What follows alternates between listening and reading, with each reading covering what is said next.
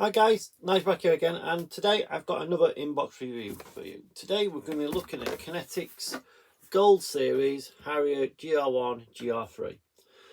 In this boxing you get 7 different options, okay, so just there, ranging from 1970, the GR1, all the way up to 1992, which is the latest one, GR3. Okay, included in this is the one from 1982, the HMS Hermes for the Falklands War. Just there. Okay, so without further ado, let's get on to the overhead and we can have a look. So let's start with the instruction manual, and to be honest, this I believe is where Kenetic falls short. You know, they've got a really nice box with some really nice box art on there. The plastic is wrapped in really nice strong bags, and then all you get is a photocopied paper instruction manual. Okay, it's, you know, come on Kenetic, you can do better than this. Alright, so we'll just start off as normal. We've got the lovely black and white of the box art with a little bit of the write-up about the Harrier itself. Moving straight into the sprue map. It says there's some aftermarket. I don't know whether that must be from Kenetic itself. Okay, so I'm wondering if that's a replacement item if things go missing. Okay, so then sprue map, we do get a little sheet of photo etch, and then we get the call outs in MIG, Vallejo model colour, Mr. Colour, Tamiya acrylic, and Humbrol enamel. Straight onto the cockpit, and we start with the seat parts. Okay, again, not great. Yeah, all right, black and white, so you can't really tell. You know, if you know, eyesight's a bit bad or whatever, you can't really see where the different colours are, if there are different colours, which you can see just there, and they're all called out on the page in MIG ammo. So we start with the seat with the photo etch seat belts. Moving on to put it into the cockpit. As you can see, the cockpit's not made up of a massive amount of parts. We have the main wheel bay and the air brake. Also, you're not going to put the air brake on then, otherwise it'll keep getting broken off as you install it. We have the colour call outs for the instrument panel.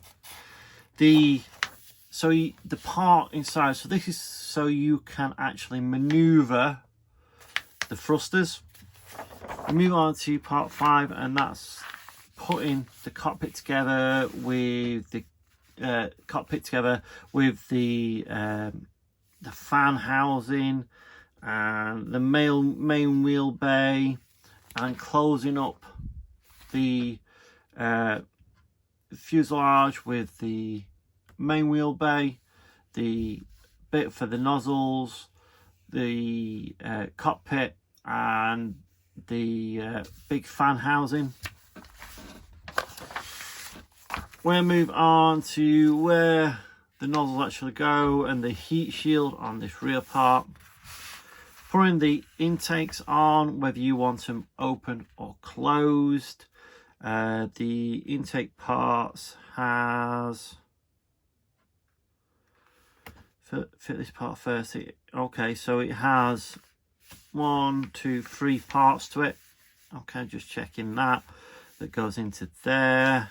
I can see what they've done now. Okay, so potentially there might be a seam to remove because that slots into this bit just here.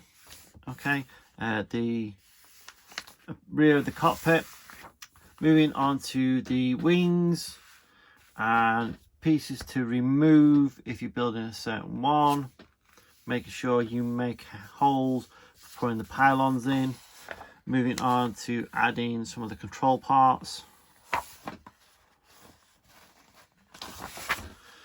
on to then add in the tail, and don't forget you've got the different types of tails. So one's for with the radar on, that's the GR3. The one without, the smooth one, that's the GR1. Putting the tail fins on, adding the wings to the fuselage, wheels with the hubs, 2-part wheels, and then the different noses. Okay, so GR1, GR3, and then some of the rear parts on the back, because you've got a little nozzle just there, okay, for the so the aircraft can take off vertically, obviously. Okay, I can't remember whether there's nozzles on the side as well to move it. Putting the wheels into the wheel wells, adding the doors, some more photo etch added, adding the stabilizers. Now the best way to build a Harrier, okay, is don't put that in then put those in, the stabilizer ones, the outrigging ones.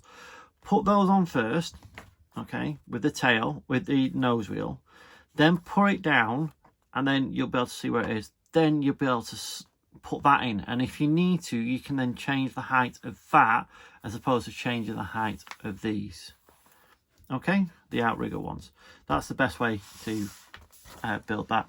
And then you've got all the antennas and the cockpit going on with a decal for the deck cord for the ejection. And then you've got the refueling probe. It only goes on marking option number 6. So we'll have a look at that in a minute. Option scheme 6, only and only if carrying AIM 9Ls on the outer pylons and 100-gallon tanks on the inner pylons.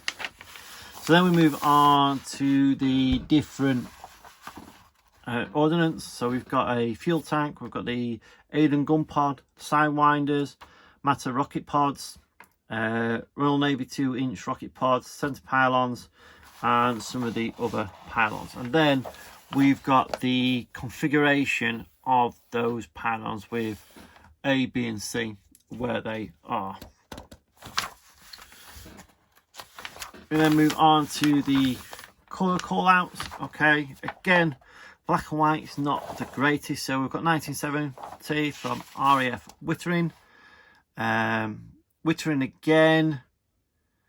So the roundel's gone from the normal A1 roundel to a B roundel all round, apart from the lower wings. Just 2 minutes. So the lower wings are the same on both of them. We've then got Belize City Airport in 1975. Again, the belly and the upper grey-green camo. And then we move on to the wraparound camo, apart from the gun pods. So the Aden gun pods, and that's from Belize again, 1975. And that's got the tiger mouth. Now let me just have a look. So GR1. Then we've got a two GR3s without the laser nose. Okay, so these GR3s, but they haven't got the noses, and they haven't got the radar at the back. I think it's a radar that's up back here. We'll have a look. Okay, and then we move on to the GR3 with the longer noses and the radar on the back. So that one's from, yeah, so it's the LRMTS nose and the RWR sensor on the tail. Okay, and then we've got ones from the Falklands. So this one carries 1,000-pound bombs, retail bombs, and payload 2 during the operation. Okay, so these two wraparound camo. Moving on to the third one, and this is RAF Guslow from West Germany, 1992. and it's at the Royal Air Force Museum, RAF Hendon. Okay, so those are our 7 call outs. We'll move on to the plastic now. Starting with the main one. As you can hear, I haven't got these out yet. So, as you can see, light grey plastic. Okay, it's got some texture to it, not overly smooth, but you can see the fuselage. Some nice recessed and rivet details.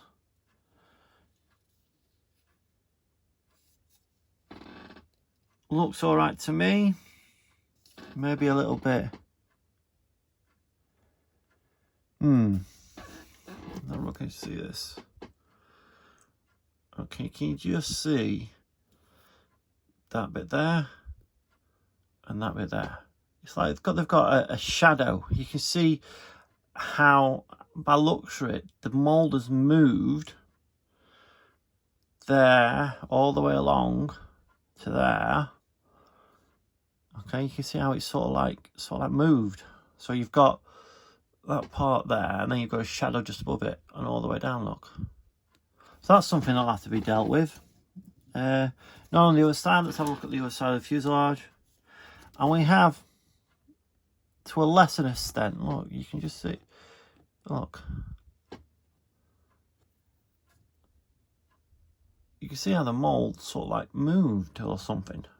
Okay, not great. Now, yes, it's on the belly, and it's probably going to have the gun pods over it, so it should be something we can deal with fairly easy. We have got the heat shields, the outriggers, nose. That's going to get broken off really easy. So I might have to have a look, see if I can find a metal one of those, because knowing me, I'll break it off. I don't think that's a replacement because it looks totally different. That's probably for the the GR1 nose all the way through to the part of the cockpit.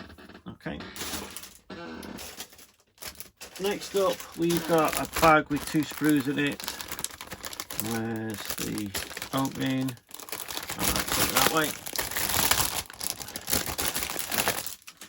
So this one we have the fan and the intakes, the tail, another one, look. So you can see how it's as if somebody's run a rivet wheel all the way along it.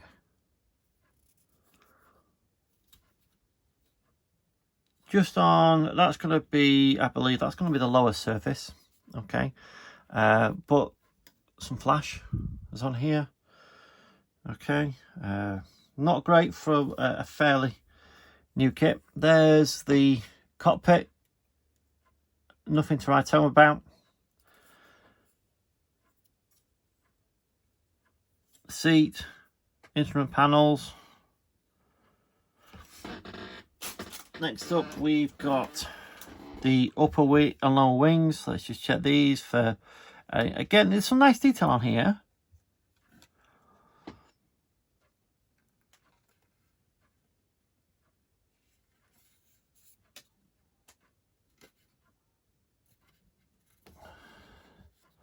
Some little dimple or something like that. Should be able to disappear with quick use of the sanding sponge.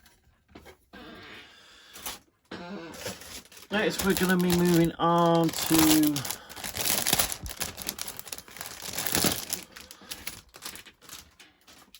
another 2 screws. So these ones have got the that there. That's a Sea Harrier nose. So you've got parts to build a Sea Harrier in this potentially. We've got our nozzles. Okay, so our front and rear nozzles, but wow, look, all that there, that's all flash on both sides. That's really, really part. I mean, there's no seam line, okay, in it to get rid of in there or in there, which is good. Again, some more flash. So this is probably an older part. Okay, so this might come from their Harrier part, because obviously it's got the nose on there. It won't be make a, because you know most of them were all the same, so it won't make a big issue. I mean, that's the biggest issue, because you can just about see on the inside where, I don't know if you'll be able to see it, I don't know if you can, but you can just see that lip right there. So that's where they're meant to be at end. So all that bit there is all flash that needs getting rid of. So that's going to be a little bit more awkward. So another one with some more outriggers. Make sure you give this kit a really good wash. It's got loads of moleskin all over it.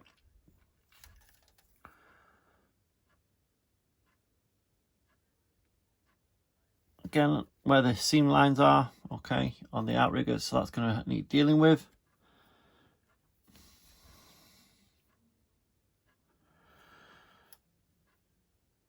All right, some nice detail on, that'll be one of the wheel wells, front or rear. 2-part nose wheel, like we said earlier. Okay, so that's going to have to get rid of the seam. Another sprue with upper and lower wings.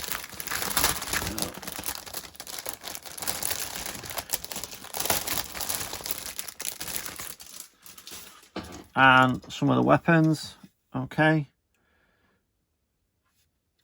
So we've got upper and lower wings, again, some nice detail.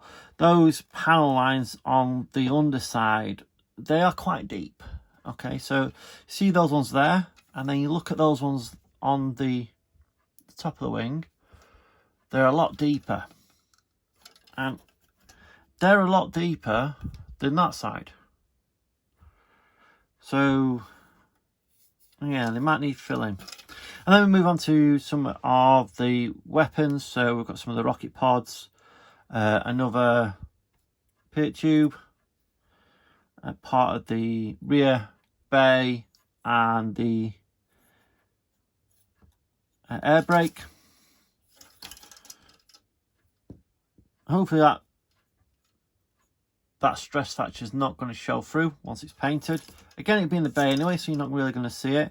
No part of the pylons, I believe those are. And then we've got the little bits for putting onto the pylons.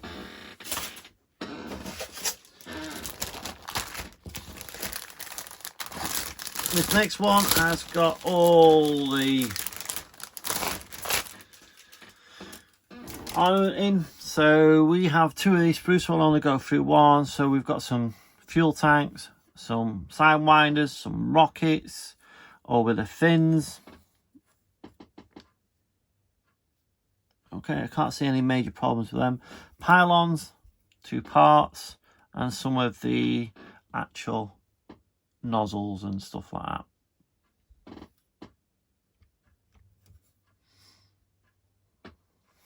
Okay. Last grey plastic sprue.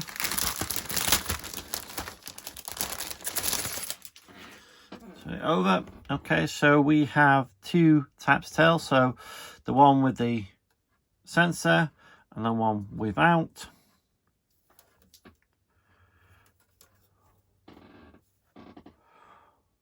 Can't really see any issues with them. I don't know if you can just see it, that panel line. See how it's got like a little, but hopefully it won't do too much issues. The 2 different types of seat. So size, that'd be one, that'd be another. And you can actually see there's the different types, so the panels as well. So the panel's just one, and on the later fin there's 2. Seat cushions, grab handles for the injection seat, some more pylons, the intake or the fan housing with the front nose bay, another cockpit part, just there. And then all the bits for the injection seat, some more pylons, instrument panels. This one is definitely a newer part, obviously, because it's got the different tails, but you can tell it's a lot more crisper moulding. Last but not least, we have some photo etch. Okay, and I'm not taking it out, but it seems fairly flexible. Okay, with some nice detail on there. Hopefully you can just see them. And then we'll move on to the clear parts.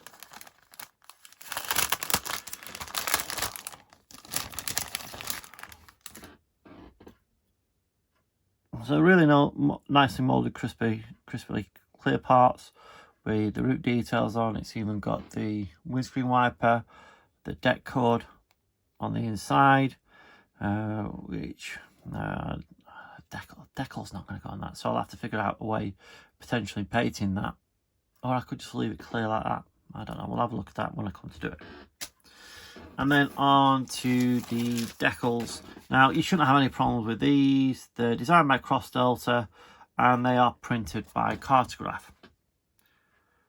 So, over then on the lettering, which you would expect, as you can see, hopefully, just if I can catch it in the light, see the carrier film between them, which is to be expected, but hardly any carrier film actually round the roundels.